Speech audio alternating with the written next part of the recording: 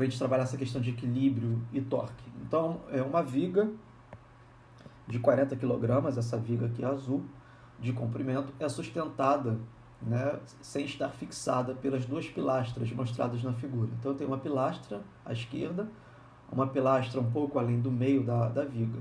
E é um garoto aqui, um boy, de 20 kg, né, um menino ainda, uma criança, começa a caminhar ao longo da viga, da extremidade esquerda para a extremidade direita. Com o próximo, ele pode chegar da extremidade direita, dessa extremidade aqui, sem que a viga tombe, né? Sem que a viga rotacione em torno desse ponto aqui. Porque quando ele chegar na extremidade, pode ser que esse ponto aqui perca o contato com essa viga esquerda. Então, a gente vai analisar isso aqui do ponto de vista do equilíbrio de corpos rígidos. A diferença agora do corpo rígido para uma partícula é que as forças não atuam somente num ponto. As forças atuam em pontos diferentes. Então, veja, quando a viga aqui ela está apoiada sobre esses dois pilares, as forças sobre ela são essas forças F1, é uma força de contato da viga com essa pilastra, uma força de contato da viga com essa pilastra, a força peso da terra sobre a viga e aqui uma força de contato do menino com a viga, né? Então são as forças que atuam nesse sistema. Então sobre a viga há 4 forças: F1, F2 e aqui eu vou chamar de F3, F1, F2 e F3. São forças de contato. E existe, além da viga, a força gravitacional, a força que a Terra exerce na viga. Tá? Que é uma força gravitacional, que é uma força de ação à distância. Então, são as forças sobre a viga. Veja que a magnitude dessas forças são diferentes. Isso significa que, porque essas forças F1 e F2 são forças de contato, né? Então, a força de contato se ajusta a esse efeito de compressão de um objeto sobre o outro, né? Então, por isso que as forças F1 e F2 não são iguais. Vou escrever aqui por cima sobrescrito. Então, essa daqui é a força F1, que é uma força de contato. Então, uma força N1.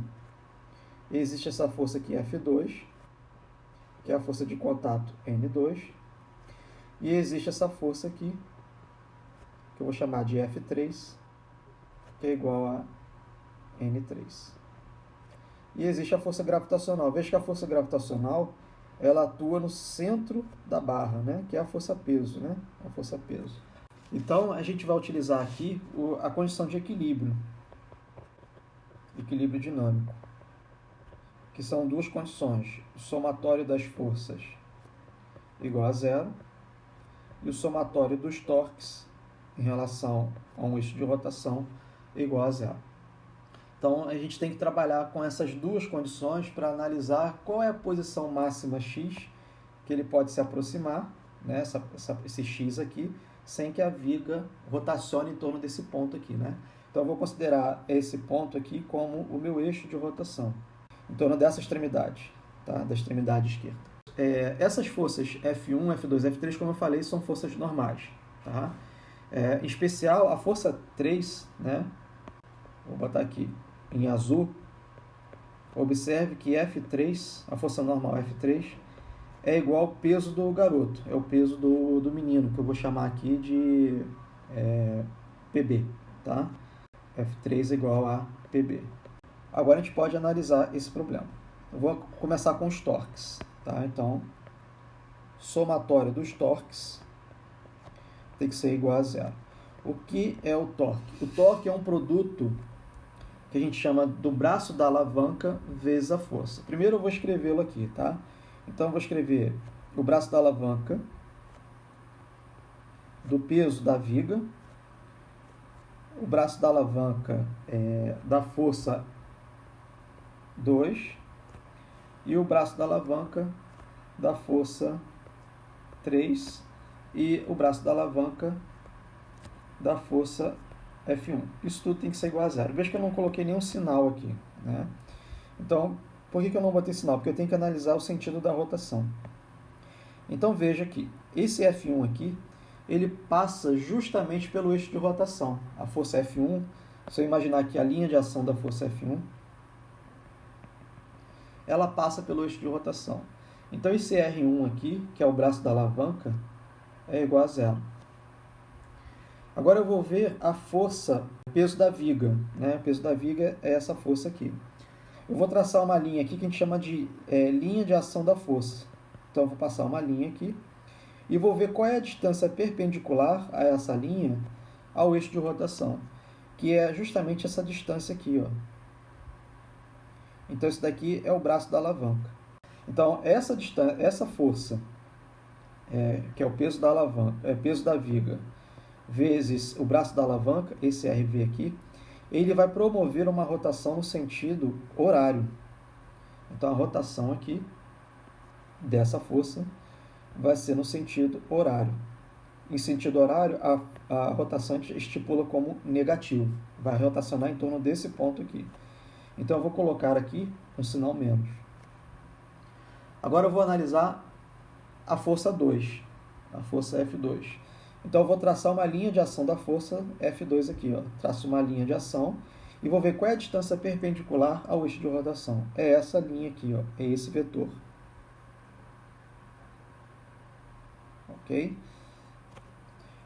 Essa força, o produto dessa força vezes esse braço da alavanca, essa distância perpendicular, vai promover uma rotação no sentido horário.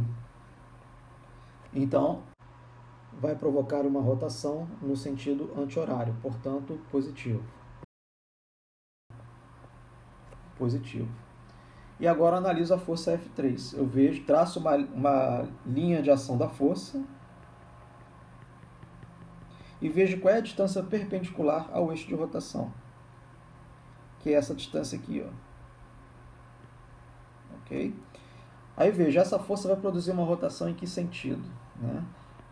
Essa força vezes R vai promover um torque no sentido horário. Logo, o seu sinal é negativo. Então tá aí, o somatório das torques tem que ser igual a zero. Aí o que eu faço? Eu vou substituir o que eu sei, os dados do problema. Então aqui eu vou ter menos RV, o peso da viga é a massa da viga vezes G, mais R2 vezes F2, menos R3 vezes F3. Lembrando que F2 e F3 são as forças normais. E F3 é o próprio peso do menino, né? Então esqueci aqui, né? F3 é igual ao peso do menino. Então vou colocar aqui, é o peso do menino, que por sua vez é igual a massa do menino vezes G. Massa do boy vezes G é igual a zero. Quais são os dados que eu tenho aqui? Eu tenho esse RV, que vale 2,5 metros. 2,5 metros está aqui, essa distância. A massa da viga, deixa eu olhar aqui no enunciado, vale 40 kg. G vale 9,81 metros por segundo ao quadrado, mais R2 é essa distância aqui, vale 3 metros. F2 eu não sei quanto vale, menos o R3 é justamente o que eu não sei, que na figura é chamado de X. Então vai ficar 20 kg vezes 9,81 metros por segundo ao quadrado, isso tudo é igual a zero. Então veja que eu não sei quanto vale F2 e não sei quanto vale X. Essas grandezas aqui não são informadas, né? Então veja, se eu tenho duas incógnitas, eu preciso de uma outra equação. Então no equilíbrio, a outra equação é a segunda lei de Newton, só que pensando que a força resultante tem que ser igual a zero. E agora eu analiso as forças. Então, isso tem que ser igual a zero. Quais são as forças? Eu vou ter a força F1, temos aqui a força F2, a força peso da viga, mais a força F3, que é igual ao peso do menino, né? O peso do boy. Isso aqui é igual a zero. Aí eu vou olhar aqui qual é o sentido dessas forças. A força F1 é para cima. Então, olha mais, está aqui a força F1 para cima. A força F2 também é para cima. A força peso é para baixo. E o peso do menino também é para baixo. Então, tá aqui os sinais, né? Então, eu vou olhar aqui, eu vou ficar com F1 mais F2, vai ser igual ao peso da viga mais o peso do boy. Então, vai ficar F1 mais F2, massa da viga vezes G, massa do boy vezes G. F1 mais F2, massa da viga 40 kg, 9,81 metros por segundo ao quadrado, massa do boy 20 kg, 9,81 metros por segundo ao quadrado. Então, F1 mais F2 vai me dar um valor, eu já calculei aqui, 588 newtons. Então, aqui eu tenho F1 e F2, e há essa outra expressão aqui. O F2 está aqui. Agora, o problema aqui existe F1, né? F1, agora eu vou usar qual é a condição do problema, né? A condição é o seguinte: qual o valor de x o qual a viga não rotaciona, né? Então, o menino ele vai vir andando aqui pela viga, ele vai chegar nessa ponta aqui, nesse ponto x aqui, nessa distância x. Vai chegar um momento que, se ele der um passo para frente, essa viga ela vai levantar aqui, ela vai perder esse contato com essa pilastra. Quando ele perder o contato com essa pilastra, essa força de contato aqui vai ser igual a zero. Então, o x máximo que vai ocorrer aqui é quando eu tiver a iminência dessa barra perder o contato. Quando eu falo que ela perde contato, então a força normal N1 é igual a zero. Então, qual o valor não rotaciona? Tá? A resposta é na iminência de F1, que é igual a normal 1, ser igual a zero. Então qual é a consequência disso? Então daí eu posso dizer que F2 vai ser igual a 588 newtons, quer dizer, F1 é igual a zero. Então aqui eu sei quanto vale F2.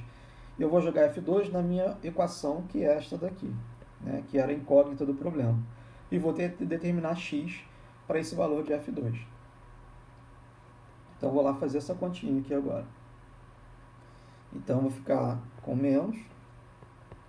Não vou colocar as unidades, ok? Vai ficar 40 vezes 9,81 vezes 2,5 mais, agora aqui vai entrar a força F2, 588 vezes 3 menos x, que é o que eu quero saber, 20 vezes 9,81. Agora eu tenho somente uma incógnita, eu vou determinar o x aqui. Então, x, fazendo todas as continhas, vai me dar um valor de 4 metros. Né? Então, representando aqui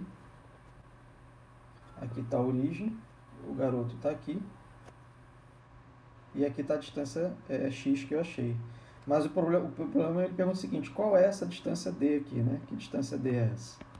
A distância D vai ser o comprimento da viga menos x. Então, D, comprimento da viga é 5 metros, x igual a 4 metros, D é igual a 1 metro. Ok? Então, está aí um problema de equilíbrio dinâmico, né? Equilíbrio dinâmico.